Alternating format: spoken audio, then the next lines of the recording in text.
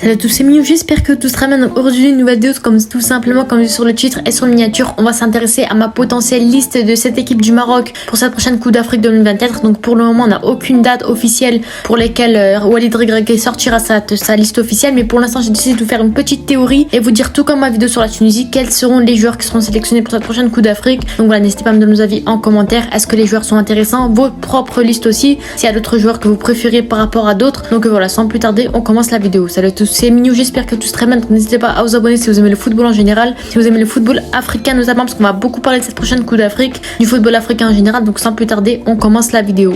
Donc voilà, pour l'instant on n'a pas de date officielle pour lesquelles Walid Regragui sortira sa liste officielle, mais normalement toutes les équipes, tous les coachs devront sortir leur liste avant le 3 janvier. Donc voilà, pour avoir à peu près une fourchette de date approximative. Donc voilà, c'est pour ça que j'ai décidé de vous sortir cette vidéo aujourd'hui. Et voilà, sans plus tarder, on commence la vidéo. Donc voilà, niveau gardien de but, j'ai décidé de vous sélectionner 3 gardiens de but, donc il n'y a pas beaucoup de surprises, avec bien sûr Yassine Bounou en tant que gardien numéro 1. Certes, il a récemment rejoint l'Arabie Saoudite. Le championnat, il est beaucoup moins compétitif par rapport à l'Europe et Séville par rapport à d'habitude. Mais voilà, en tout cas, c'est le gardien numéro 1. Il a assuré durant ses dernières Coupes du Monde. Cette année, il a été plutôt bon aussi avec le Maroc. Franchement, il n'y a aucun débat là-dessus. En deuxième gardien, El Moti, bien sûr, le gardien du Wydad, qui est très intéressant aussi. Il fait pas un énorme début de saison, mais ça reste quand même un gardien très intéressant qui, pour moi, mérite amplement cette place de second gardien. Et en troisième, Mehdi Benabid, bien sûr, le gardien de l'AS Fuz du Maroc, qui fait vraiment un énorme début de saison, qui est vraiment très bon et mérite cette sélection tout simplement. On passe maintenant aux postes les plus intéressants, les postes de joueurs sur le terrain, des joueurs de champ tout simplement, avec les latéraux. Donc au poste de latéral droit, j'ai décidé de sélectionner Hakimi tout simplement, qui est vraiment fait un énorme début de saison avec le PSG. Franchement là, il est sur l'une de ses meilleures saisons possibles avec le PSG qu'il pourrait faire. Ces dernières années, franchement c'était intéressant, mais cette année franchement il se révèle réellement pour de vrai. Franchement carrément, vraiment c'est un énorme joueur Hakimi. On le sait, en plus il a l'habitude d'assurer ce poste de latéral droit au Maroc. Franchement il n'y a aucun débat là-dessus. Et latéral gauche, bien sûr Mazraoui sur le côté gauche.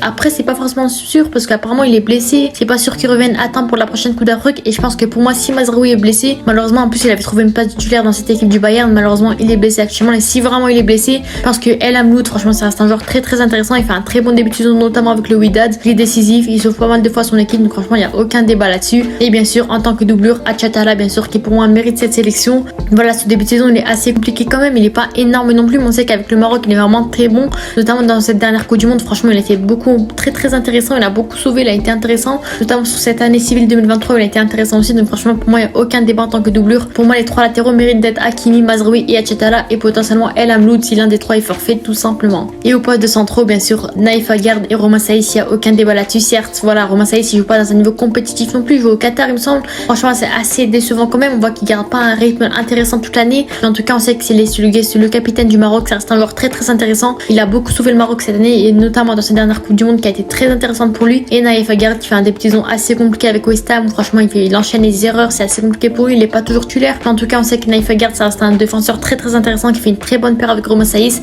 et sur ce côté là il y a aucun débat là-dessus. Et les 3 autres défenseurs, Younous Abdelhamid, voilà c'est un joueur expérimenté, plus expérimenté que qualitatif, parce que voilà il joue avec le Stade de Reims, ça reste un joueur intéressant qui a sa place de titulaire en Ligue 1. Franchement il y a aucun débat là-dessus, il a 32 ans il me semble, voilà c'est assez âgé quand même, c'est l'un des joueurs les plus âgés en tant que défense centrale dans cette équipe du Maroc. Franchement niveau expérience il n'y a aucun débat là-dessus. Chadji Riyad bien sûr, la jeune pépite, le jeune crack du Real Betis qui enchaîne un énorme début de saison, franchement très intéressant. Il a du temps de jeu au Real Betis, il va même peut-être d'ailleurs revenir au Barça. Donc franchement Chadji Riyad il n'y a aucun débat là-dessus, très bon joueur, il a notamment gagné la dernière Coupe d'Afrique U23 avec le Maroc. Donc franchement pour moi Chadji Riyad il n'y a aucun débat là-dessus, bien sûr qu'il faut le sélectionner. Et le dernier ça reste Abdel Akbar, donc voilà j'ai préféré lui à Achraf Darri qui malheureusement n'a pas beaucoup de temps de jeu avec le Stade de Brest. Mais voilà, Abdel Akbar il fait pas un énorme début de saison, c'est assez compliqué pour lui notamment avec l'équipe du Maroc. Franchement il est pas énorme non plus, mais ça reste un crack qui enchaîne les performances avec le Deportivo Alavés en Ligue 1. Donc franchement pour moi il n'y a aucun débat là-dessus. Donc voilà, c'était ma liste des défenseurs. N'hésitez pas à me donner vos avis en commentaire sur les défenseurs, quels défenseurs vous aimeriez voir. Mais franchement pour moi ça reste la liste globale principale standard on va dire de cette équipe du Maroc niveau défense tout simplement. On enchaîne maintenant avec les milieux de terrain. Vous le savez, c'est l'un des postes les plus enrichis de cette équipe du Maroc, et bien sûr le premier ça reste Sofiane Amrabat. Franchement très bon joueur, l'un des meilleurs milieux relayeurs de cette Afrique tout simplement. Franchement Amrabat il n'y a aucun débat là-dessus, l'un des meilleurs milieux de terrain,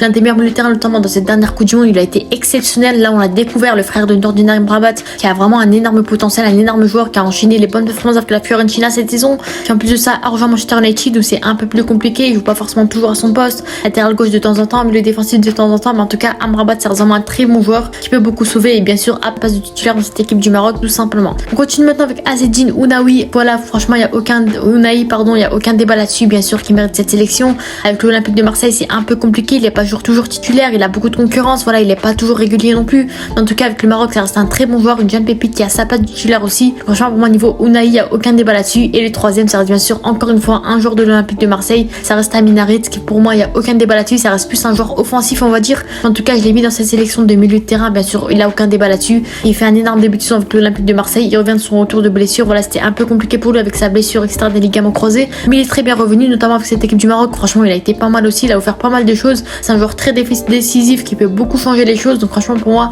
Amin Harit, il n'y a aucun débat là-dessus. On continue maintenant avec Bilal El Khanous, la jeune pépite générationnelle de l'équipe du Maroc. Franchement, très très bon joueur qui est souvent titulaire avec son équipe de Genk qui est justement en Belgique. Franchement, Bilal El Khanous, ça reste un joueur très très intéressant qui est courtisé par les plus grands clubs européens.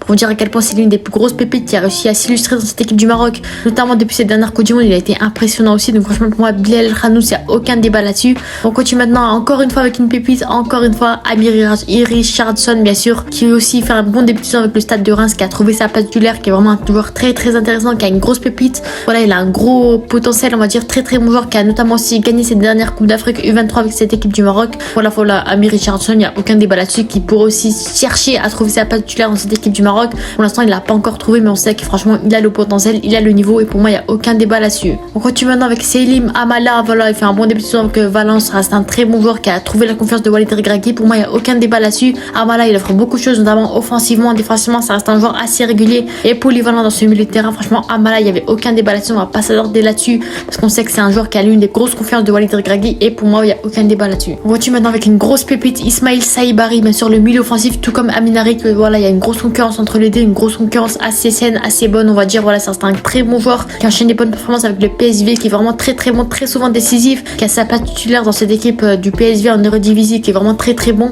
Pour moi, franchement, il a de bonnes qualités. Il a une bonne qualité de dribbleur, de frappeur, de bon joueur. Malheureusement, ce qui lui manque, c'est peut-être la finition. Mais en tout cas, ça reste un joueur à développer. Encore une fois, ça reste un jeune joueur. Bien sûr qu'il a des qualités, bien sûr qu'il a des défauts. Et en tout cas, pour moi, Saibari, il n'y a aucun débat là-dessus. Bien sûr qu'il faut le sélectionner, tout simplement. L'avant-dernier, bien sûr, ça reste Benjamin Bouchouari, qui pour moi, franchement, ça reste une bonne pépite aussi. Il a pas le même calibre que Richardson ou El Khanous. En tout cas, Bouchouari, ça reste une grosse pépite aussi, qui a les qualités qu'il faut. Ça reste vraiment un très très bon joueur qui franchement fait un très bon début de saison avec Saint-Etienne, qui est quand même compliqué quand même en Ligue 2. C'est assez compliqué pour leur situation. Voilà, mais en tout cas, Bouchouari avec cette équipe du Maroc, ça reste vraiment un très bon joueur. Voilà, avec l'équipe première, il a pas eu beaucoup de temps pour s'illustrer, etc., pour montrer son réel potentiel. Mais en tout cas, je sais qu'avec les U23, il a gagné ses dernières Coupe d'Afrique, elle a été titulaire, elle a été très très intéressant. Ça reste plus un joueur box-to-box défensif, mais en tout cas, Bouchouari, bien sûr, mérite cette sélection dans cette équipe du Maroc, tout simplement. Et bien sûr, le dernier milieu de terrain que j'ai décidé de sélectionner, je sais qu'il y en a beaucoup quand même, mais en tout cas, pour moi, ça reste El Ainoui. Voilà, ça reste pas un joueur qu'on a l'habitude de voir, l'habitude d'entendre parler, mais ça reste une pépite qui a réussi à s'illustrer avec son énorme début de saison avec le RC Lens. Voilà, ça reste El Ainoui,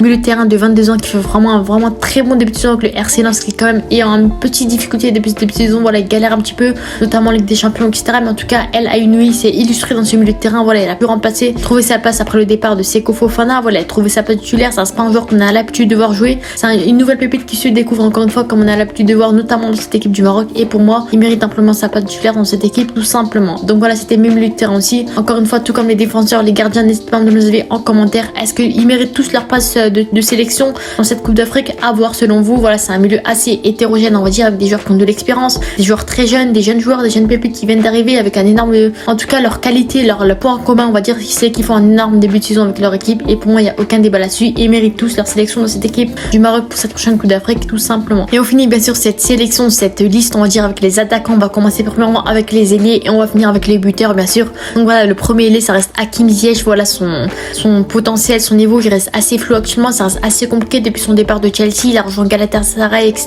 Il a trouvé sa place titulaire dans cette équipe. Ça reste vraiment un très bon joueur qui sauve très très souvent son équipe de Galatasaray.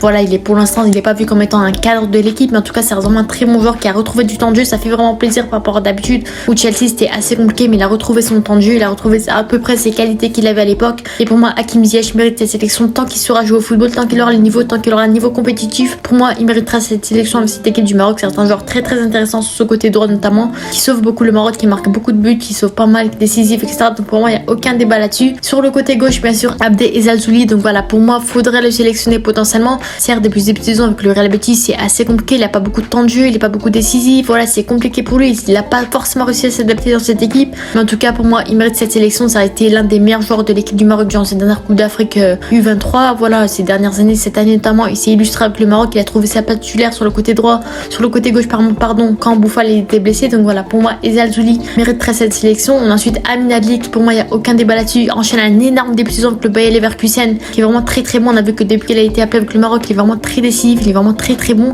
Donc pour moi, Amin Adli, il pourra vraiment concurrencer directement Hakim Ziyech sur ce côté droit, qui est vraiment très très bon sur ce côté droit du Maroc, qui pourra vraiment être très très intéressant entre Hakim Ziyech et Amin Adli. Donc voilà, pour moi, Amin Adli mérite cette sélection, bien sûr. Oui, on finit bien sûr ses ailiers avec Sofiane Bouffal, bien sûr, qui pour moi mérite cette sélection. Voilà, certes, cette année c'était assez compliqué, il a été blessé. On sait qu'en plus avec El Ryan, son club, c'est assez compliqué, c'est pas très compétitif non plus, il est pas toujours titulaire, c'est assez compliqué pour lui. On sait qu'avec l'équipe du Maroc, il se transforme, c'est un tout autre joueur, c'est vraiment un très bon joueur sur ce côté gauche qui pourra bien sûr concurrencer Abdé Eza Alzouli, qui pourra bien sûr faire sa paire de duo comme on a l'habitude de voir par rapport à la Coupe du Monde avec Hakim Ziyech, où il est vraiment très très bon. Donc voilà, pour moi, Sofiane Bouffal, faudra vraiment le sélectionner, mais il me semble qu'actuellement il est blessé ou un truc comme ça. Donc voilà, si pour moi Sofiane Bouffal est forfait, pour moi faudra bien sûr sélectionner Ilyas Akhromach, qui bien sûr est vraiment très très intéressant. Depuis ce début de saison, il a réussi à s'illustrer dans cette composition du Villarreal et vraiment il est très très bon. Donc voilà, peut-être Akhromach qui est vraiment très bon, fait un bon début de saison, mais il a pas forcément le niveau actuel. Il a jamais joué avec l'équipe du Maroc encore, il a juste récemment opté pour le Maroc récemment. Donc voilà, à voir s'il va être sélectionné, etc.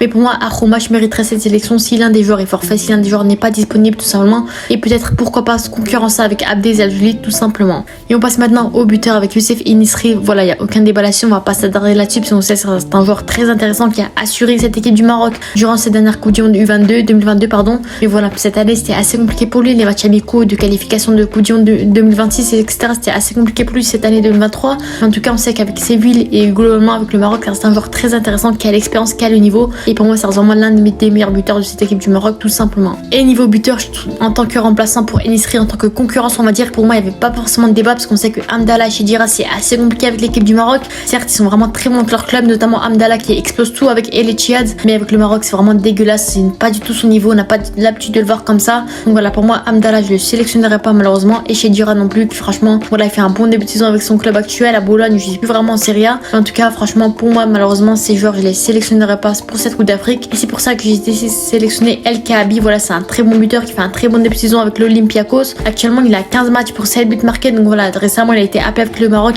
Franchement, il a été intéressant. Il a même marqué, il me semble. Donc voilà, pour moi, El Kaabi, il faut absolument le sélectionner. Et en tant que deuxième buteur, Tissou Dali, bien sûr, qui pour moi, franchement, c'est vraiment un très très bon joueur exceptionnel. Voilà, très bon buteur qu'on n'a pas l'habitude d'entendre parler, mais c'est un joueur assez discret qui accepte. Voilà, lui au moins, il accepte. Thierry Greguet, il va le mettre sur le banc, il va accepter, il va dire ok, pas de souci, je vais être meilleur sur le prochain match. Et voilà, Tissou Dali, pour moi, il mérite cette sélection avec la Gantoise. Il fait vraiment un très très bon début de saison. En plus de ça, il est assez polyvalent, il peut jouer sur les côtés, il peut dépanner. Donc voilà, pour moi, Tissou Dali, c'est vraiment une pièce joker, un joker de cette équipe du Maroc, et qui pour moi pourra vraiment être très intéressante tout simplement. Donc voilà, c'était ma liste de cette équipe du Maroc. N'hésitez pas à me donner vos avis en commentaire. Voilà, quel joueur vous aimeriez voir, quel joueur que j'ai sélectionné moi, que voilà, vous n'êtes pas forcément d'accord. Donnez-moi vos avis en commentaire, et bien sûr, j'ai décidé de faire une petite mention à quelques joueurs que j'aurais pu sélectionner aussi, ou qui malheureusement ne méritaient pas leur sélection, et je vais m'expliquer tout simplement comment en ce moment avec Sabiri, malheureusement, qui voilà, durant sa dernière Coupe du Monde, il a été vraiment très intéressant, mais voilà, en ce moment, il joue plus trop. Il a fait un mauvais choix de carrière en allant en Arabie Saoudite. Voilà, c'est assez compliqué pour lui, il est plus vraiment compétitif par rapport à d'habitude. Mais voilà, pour moi, j'ai décidé de pas le sélectionner. Ensuite, Sofiane Diop, qui a récemment opté pour le Maroc, il me semble. Voilà, il vient juste de choisir le Maroc, mais il fait pas un énorme début de saison avec Nice. C'est assez décevant, il joue pas beaucoup, il est pas souvent titulaire. Donc voilà, c'est pour ça que pour moi, j'ai décidé de pas sélectionner. Ensuite, Achraf Darri, comme je l'ai expliqué, pour en tant que défenseur central, voilà, il a été appelé dans sa dernière Coupe du Monde. Il a été intéressant en tant que doublure, en tant que super sub. Et malheureusement, il joue plus avec Brest. Il a une trop forte concurrence. Il est plus forcément au niveau. Donc voilà, Achraf Darri, malheureusement, je l'ai pas sélectionné.